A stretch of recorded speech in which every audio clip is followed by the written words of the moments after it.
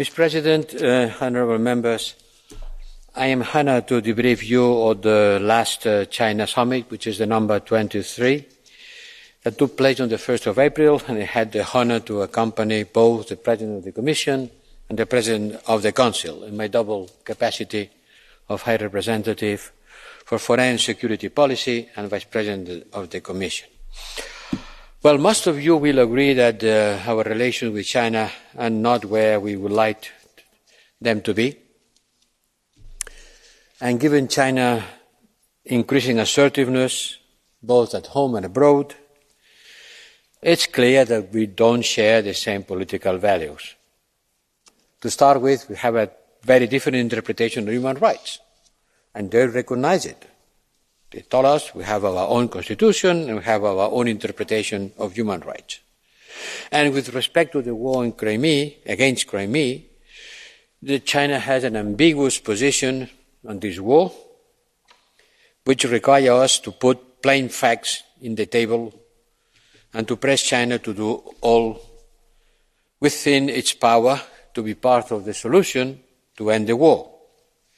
That was our primary goal in a dialogue which everything but a dialogue. In any case, it was a deaf dialogue. China wanted to set aside our difference on Ukraine. They didn't want to talk about Ukraine. They didn't want to talk about human rights and other issues, and instead focus on the positive things. The European side made clear that this compartmentalisation from compartments is not feasible, not acceptable. For us, the war in Ukraine is a defining moment for whether we live in a world governed by rules or by force. That's the question. And we condemn the Russian aggression against Ukraine and support this country's sovereignty, democracy, not because we follow the US blindly, as sometimes China suggests, but because it is our position, our genuine position. We believe in that. And this was an important message for the Chinese leadership to hear. We call on China to use its influence with Russia to reach an immediate ceasefire and to support humanitarian corridors. And we stress that any attempt to assist Russia militarily or to help Russia circumventing the sanctions would be having serious and good consequences and would deteriorate our relations. The Chinese side stuck to the general statements of wishing to see peace. We are peaceful people, we don't invade the others, asking for de-escalation, but avoiding specific commitments or avoiding also any kind of blame on Russia.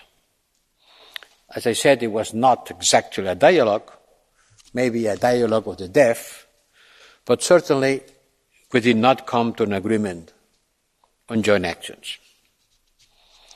So we couldn't talk about Ukraine a lot, but we didn't agree in anything else.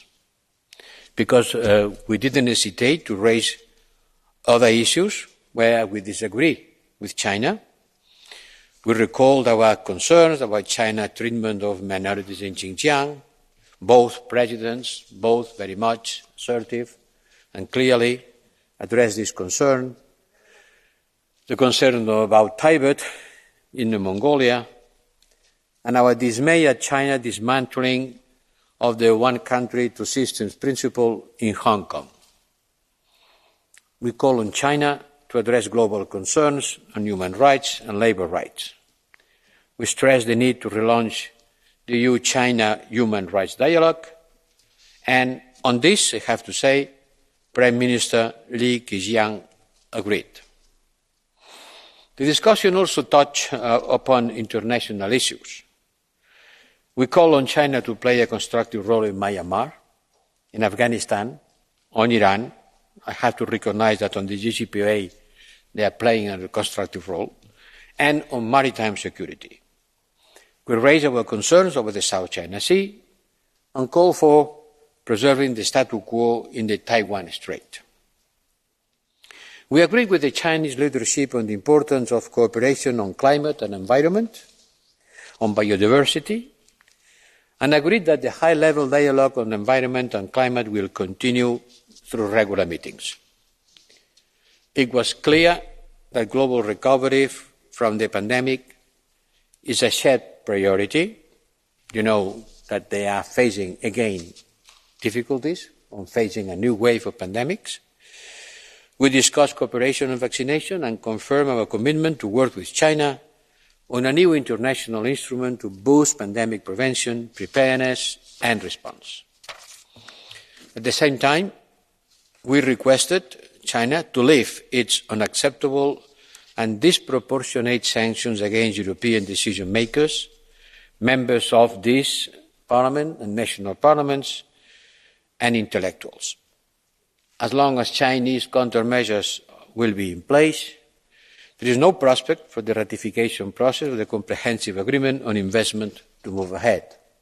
That's what I explained clearly first in my conversation on preparation of the summit to my counterpart, Foreign Affairs Minister, and then during the summit. We also went very clear about the need for China to stop its unjustified trade measures targeting Lithuania, violation of the WTO rules and disrupting our internal market. We talked certainly about trade and investments. They wanted to talk about it. And we talked about it. And we pointed to the need to address asymmetries in our trade relationships and make it more balanced.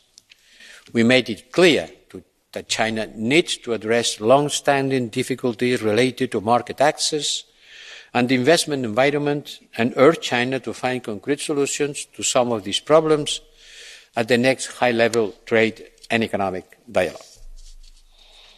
In addition, we also raised issues, including the crucial importance of level playing field in 5G procurement and contracts, and the cybersecurity threats were also raised. We stated our readiness to cooperate in research and innovation in common priority areas like agriculture, biotechnology, climate change, biodiversity, but arguing for a reciprocal relationship.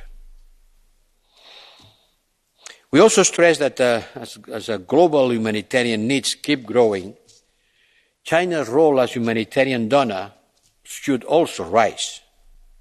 We underline that being a good donor required a robust coordination funded on an effective multilateral humanitarian system. That was the summary that I could do to you,